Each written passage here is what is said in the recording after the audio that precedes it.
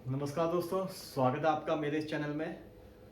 दोस्तों, जैसा कि आप सभी को ज्ञात है, इस टाइम कोरोना महामारी को लेके लॉकडाउन हमारे देश में चल रहा है और काफ़ी मुसीबतों का सामना हमारे खासकर स्टूडेंट्स की मैं बात करूँ तो करना पड़ रहा है, क्योंकि उनकी जो शिक्षा है, एजुकेशन है, वो इस तरीके से ठप हुई पड़ी है, यानी कि बंद पड़ी है। फिर भी संस्थाएं, कॉलेज, स्कूल कोशिश कर रहे हैं कि अपने बच्चों तक ऑनलाइन शिक्षा पहुंचा सकें। उसी चीज़ को ध्यान में रखते हुए मैं भी अपने टॉपिक्स को ऑनलाइन आप सभी के सामने लेके आया हूँ। मेरा जो आज सब्जेक्ट है mechanical estimating and costing subject है, जिसमें जो टॉपिक है मशीनिंग टाइम निकालने का है, machining time of shaping and slotting machine. दोस्तों, शेपिंग एंड स्लॉटिंग मशीन की मैं बात कर रहा हूँ। शेपिंग मशीन यानी कि एक प्रकार की मशीन है, जैसे लेथ और मिलिंग होती है, इसी प्रकार से मशीन है जो शेपिंग का काम करती है। नाम से ही पता लग रहा है, यानी आकार देने का काम करती है। इसी प्रकार से दोस्तों स्लॉटिंग जो वर्ड आया, स्लॉटिंग एक तरीके से स्लॉट यानी ग्रूव या खांचा बनाना, तो दोनों काम इस मशीन से हो सकते हैं। तो मैं यहाँ पे किसी भी एक टॉपिक को ध्यान में रखते हुए, या तो शेपिंग या स्लॉटिंग को ध्यान में रखते हुए आगे आपको कराने वाला हूँ। ओके फ्रेंड्स, तो उम्मीद करूंगा आपको समझ में आएगा। चलिए यहाँ पे हम बात करेंगे कि अगर मैं शेपिंग टाइम निकालने की बात करूं, एस्टिमेशन ऑफ शेपिंग टाइम, किसका? शेपर मशीन का। हम शेपिंग टाइम निकालेंगे कि कोई शेपर मशीन अगर किसी ऑब्जेक्ट को, किसी जॉब को शेप देती है तो कितना समय उसमें लगाती है। तो देखते हैं इसके लिए हमें क्या करना पड़ेगा, क्या क्या चीज़ की हमें जानकारी होनी चाहिए और हम कैसे निकाल सकते हैं।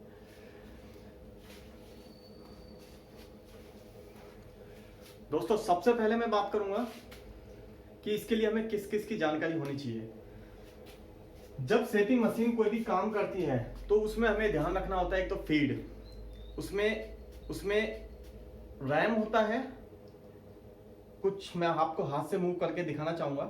रैम होता है, रैम पे टूल लगा होता है। मान लीजिए ये टूल है, टूल इस तरीके से लगा होता है, नीचे जॉब होता है। सिंगल पॉइंट कटिंग टूल होता है और ये रैम है। रैम इस तरीके से मूव करता है। आगे जाने को बोलते हैं कटिंग स्ट्रोक या फॉरवर्ड स्ट्रोक, और पीछे आने को बोलते हैं रिटर्न स्ट्रोक, यानी कि वापसी stroke, backward stroke. Okay friends, तो इस तरीके से मूव होता है, आगे जाना, पीछे आना, और इस तरीके से मूव होते हुए अपना दूसरे डायरेक्शन में मूव करने लगता है। ओके फ्रेंड्स, तो यहाँ पे कुछ चीजें आ रही है जो मैं आपके सामने लिख रहा हूं। एक तो हमें ध्यान देना है फीड, हिंदी में बोलेंगे भरण। ओके फ्रेंड्स, दूसरा आता है हमारा लेंथ एंड ब्रेथ, लंबाई चौड़ाई। ओके फ्रेंड्स, मैं इन शॉर्ट लिख रहा हूं, इसके साथ में नोट्स वीडियो के साथ अटैच करके चलाऊंगा, वहां से आपको सब कुछ समझ में आ जाएगा।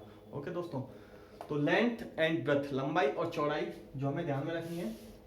इसके अलावा कटिंग स्पीड, कटिंग स्पीड जिसको मैं एस से रिप्रेजेंट कर रहा हूं, या फिर आप इसको जनरली वी से भी रिप्रेजेंट कर दिया जाता है, कटिंग स्पीड। यहाँ पे दो स्पीड की बात करेंगे, फॉरवर्ड स्पीड और बैकवर्ड स्पीड, यानी रिटर्न स्ट्रोक की। ओके फ्रेंड्स, और इसके अलावा यहाँ पे मैं एक टर्मिनोलॉजी जो यूज करूंगा, एमटी। एमटी मतलब मशीन टाइम। ओके दोस्तों, तो इस तरीके से कुछ चीजें हैं जो हमें ध्यान में रखनी होगी। चलिए आगे चलते हैं। आगे मैं बात करूंगा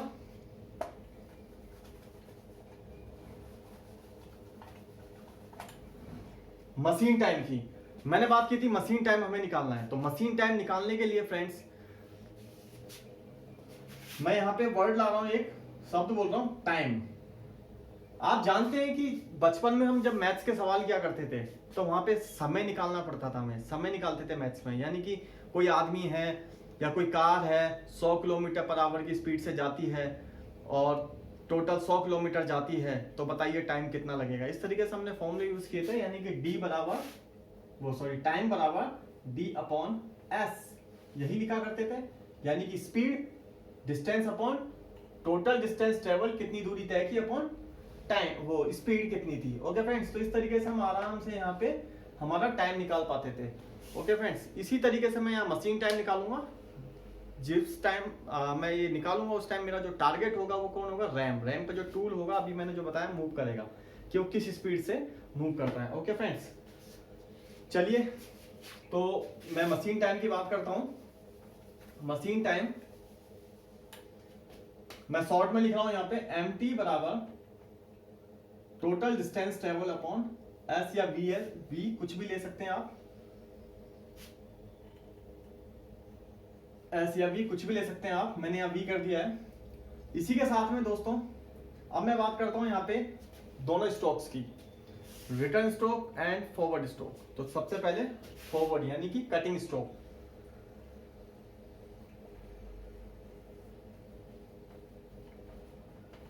कटिंग स्ट्रोक को मैं लिख देता हूं, सॉरी, कटिंग स्ट्रोक बराबर हमारा हो गया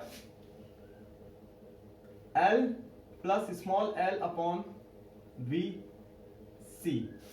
ओके दोस्तों, मैंने शॉर्ट में लिख दिया है L फॉर लेंथ, टोटल लंबाई, किसकी लंबाई, जॉब की लंबाई, जिस जॉब पे कटिंग करेगा हमारा टूल उसकी लंबाई, प्लस स्मॉल l, यहाँ पे एक्स्ट्रा स्मॉल l आया है, यहाँ पे स्मॉल l जो आया है ये क्या है, एक्स्ट्रा आया है।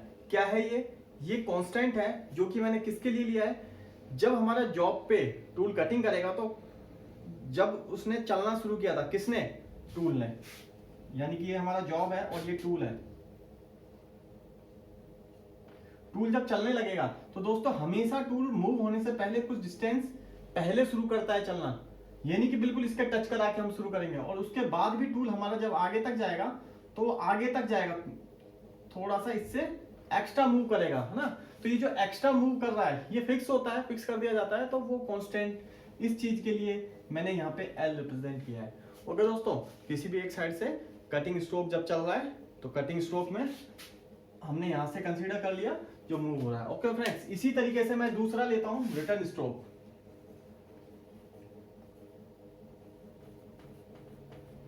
रिटर्न स्ट्रोक आपका हो गया L plus small l upon V R. VC cutting stroke speed, return stroke speed. Okay friends, L plus small l, ध्यान देना, थोड़ी देर पहले मैंने अभी बात की थी कि यहां पे लिखा हुआ है मैंने टाइम या मशीन टाइम बराबर डिस्टेंस अपॉन स्पीड, दी डिस्टेंस है। अब इसी चीज को मैंने यहाँ पे L प्लस L लिख दिया है, L प्लस स्मॉल l लिख दिया है। ओके फ्रेंड्स, टोटल डिस्टेंस हो जाएगा और V नीचे आ रहा है ना। तो इस तरीके से मैंने यहाँ पे कटिंग स्ट्रोक और रिटर्न स्ट्रोक लिखे हैं। यहाँ पे आप समझ गए होंगे जॉब की लेंथ, और जब वापस आएगा हमारा जॉब, हमारा टूल वापस आएगा तो कुछ डिस्टेंस एक्स्ट्रा चलेगा लेंथ में, तो ये वाली हमारी स्मॉल l हो गई और वी आर। ओके दोस्तों, ये हमारी वी आर स्पीड हो गई।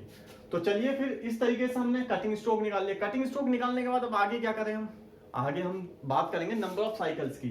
जब हमारा टूल कटिंग कर रहा है, ये मैंने आपको दूसरा व्यू दिखाया, मैं टॉप व्यू दिखा रहा हूं। जब हमारा टूल इस तरीके से यहाँ पे चलेगा, मान लीजिए ये टूल है, तो टूल इस तरीके से मूव करेगा, कटिंग करके इधर आएगा, फिर ऐसे हियर एंड देयर इस तरीके से चलेगा। तो यहां से इस तरीके से आएगा तो कुछ डिस्टेंस इधर और कुछ डिस्टेंस इधर, ये जॉब है। तो जॉब पे दोनों साइड कुछ ना कुछ डिस्टेंस एक्स्ट्रा चलेगा टूल, यानी कि जब हम टूल चलाएंगे तो कुछ यहां से चलाएंगे, यहां से मूव करना शुरू करेंगे, एक दो साइकिल खाली भी जाएंगी, ऐसे काटने के बाद एक दो साइकिल यहाँ खाली जाएगी। साइकिल का मतलब है कटिंग आगे जाना और रिटर्न में वापस आना। हमेशा जब टूल जाएगा तो कटिंग स्ट्रोक में तो कटिंग करेगा, लेकिन रिटर्न स्ट्रोक में विदाउट कटिंग, बिना काटे जॉब को वापस आ जाएगा। तो इस तरीके से प्लेनिंग करता हुआ जाएगा और यहाँ पे एक्स्ट्रा जाएगा और ऐसे वापस यहाँ से दोबारा आके दोबारा जाएगा। तो दोस्तों ये जो एक्स्ट्रा जा रहा है दोनों साइड, इसको मैं यहाँ पे रिप्रेजेंट करूंगा स्मॉल बी से। तो ये चीज आगे आने वाली है। तो सबसे पहले अब मैं बात कर रहा हूँ नंबर ऑफ साइकिल्स, यानी कि कितनी साइकिल्स इस तरीके से टोटल चलनी पड़ेगी, हम उसको फाइंड आउट करेंगे। Number of cycles, number of cycles के लिए मैं लिखूंगा capital B plus small B upon आपका फीड। फीड यानी भरण, भरण अभी कुछ देर पहले मैंने यहां लिखा था, भरण यानी कि फीड, कितना मटेरियल रिमूव करता हुआ पर मिलीमीटर में ये हमारा जॉब चल रहा है, सॉरी टूल चल रहा है। ओके फ्रेंड्स, तो ये हमारी नंबर ऑफ साइकिल्स इस तरीके से निकल के आ जाएगी। कैपिटल बी हमारी इसकी लेंथ हो गई जॉब की, सॉरी विथ, चौड़ाई, और ये लेंथ थी। ओके, अगर लेंथ आप यहां देखना चाहो तो ये लेंथ देख सकते हो। ओके फ्रेंड्स, ये लेंथ हो गई।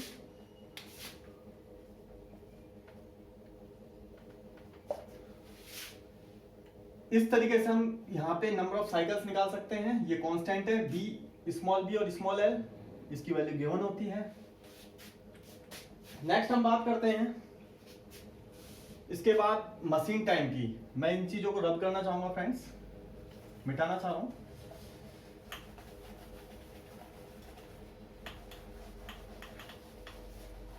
नेक्स्ट हम बात करते हैं मशीन टाइम की। तो मशीन टाइम निकालने के लिए फ्रेंड्स हमें क्या करना पड़ेगा, टोटल जो आपका मशीन टाइम निकल के आएगा दोनों का मल्टीप्लीकेशन कर दीजिए, इनका ऐड कर।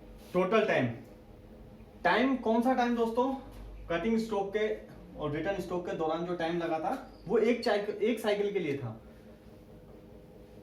Total time only for one cycle, एक साइकिल के लिए, जो क्या होगा L plus small l upon VC plus L plus small l upon VR होगा। ओके दोस्तों, और यहां पे नंबर ऑफ साइकिल्स हमने टोटल निकाल लिए, कुल चक्रों की संख्या। अब हमारा क्या काम है, मशीन टाइम निकालने का काम है, और वो बहुत इजी हो गया अब निकालना। हमें क्या करना है, सिंपली मैं यहां से रब करता हूं।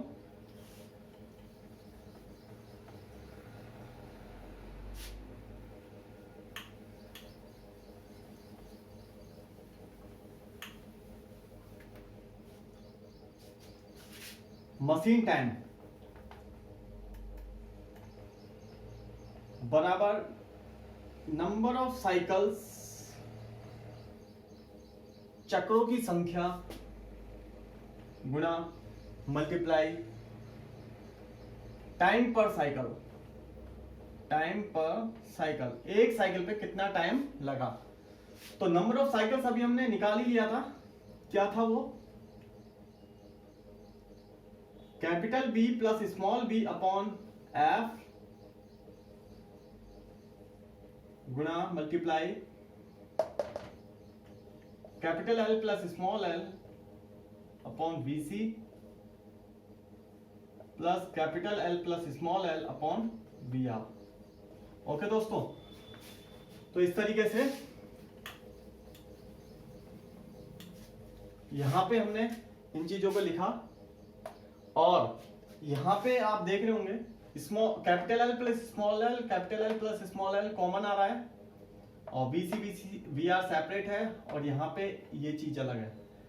तो मैं इसको इस तरीके से भी लिख सकता हूं, capital B plus small b upon small f into ये कॉमन आ जाएगा L प्लस स्मॉल l, और अंदर रह जाएगा 1 upon VC plus 1 upon VR। तो ये आपका मशीन टाइम निकल के आ जाता है, जो कि काफी इंपॉर्टेंट है। Machining time for shaper machine. Okay दोस्तों, तो इस तरीके से हम यहाँ पे आराम से निकाल सकते हैं। आप कोई भी न्यूमेरिकल इसके ऊपर आधारित आता है तो आप इस फॉर्मूले में पुट कीजिए, आराम से निकाल सकते हैं। मैं एक बार फिर से रिपीट करना चाहूंगा सारी चीजें। विड्थ यानी चौड़ाई, चौड़ाई के लिए विड्थ के लिए कांस्टेंट B, लेंथ लंबाई, लेंथ के लिए constant L small l, F feed पर साइकिल, और VC कटिंग स्ट्रोक स्पीड, और रिटर्न स्ट्रोक स्पीड। ओके दोस्तों, तो इस तरीके से हमारा मशीन टाइम यहाँ शेपर मशीन के लिए निकल के आता है। अगर मैं स्लॉटिंग की बात करता हूँ तो स्लॉटिंग का भी सेम प्रोसीजर है। तो उम्मीद करता हूँ आप लोगों को ये काफी हद तक समझ में आया होगा, और बस इसका रिवीजन कीजिए और घर पे रहकर खूब पढ़ाई कीजिए और सुरक्षित रहिए। धन्यवाद।